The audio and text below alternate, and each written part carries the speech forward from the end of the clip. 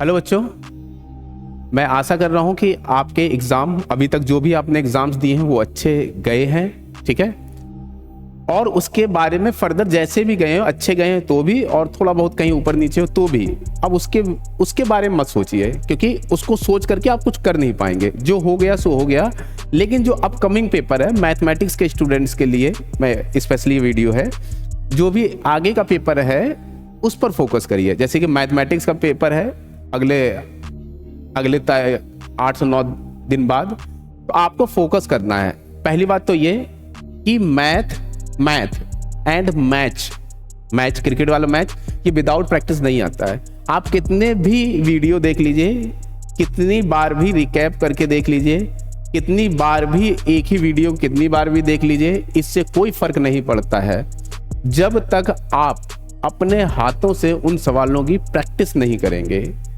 इसलिए मैं ये कहूँगा कि सवालों की प्रैक्टिस करने पर ज़्यादा फोकस करिए, इसके बजाय कि वीडियो इधर उधर देखने के बजाय। बात आएगी सर तो क्या जो वीडियोस हैं क्या वो मतलब नहीं देखने चाहिए? नहीं, मैं ऐसा नहीं कह रहा हूँ। पहले आप सवाल लगाइए, उसमें कोई दिक्कत हो फिर फर्दर जाइए, फिर फर्दर मूव करिए। अगर आपने साल भर मेहनत किया है, आपने पढ़ाई की है।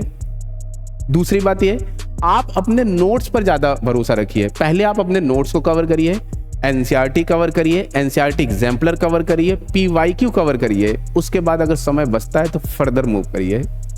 कुछ टॉपिक्स के बारे में बोल देता हूँ कि जिस पर आपको फोकस करने की ज़्यादा ज़रूरत है, जिनमें से एक है लॉग।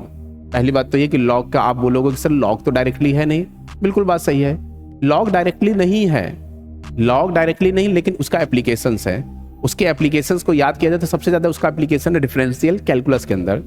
डिफरेंशियल कैलकुलस के अंदर क्या है, जैसे मान लो y इक्वल टू आपसे पूछा जाए कि log x और b, इस तरह के इसका डिफरेंशिएशन निकालिए। तो अब क्या है, यहाँ पर BCT का यूज़ होना है, बेस चेंज थ्योरम, जो कि आपको याद होगा। इसी तरह से अगर मान लो कोई फंक्शन हो, इसका डिफरेंशिएशन करने के लिए बोला जाए fx की पावर gx, इसका मतलब क्या, वेरिएबल 1 अपॉन वेरिएबल 2 का हो। इस तरह के फंक्शंस का डिफरेंशिएशन निकालने के लिए आपको लॉग यूज़ करना पड़ेगा। और कहाँ, यदि कहीं पर फंक्शन ऐसे हो, यदि कहीं पर फंक्शन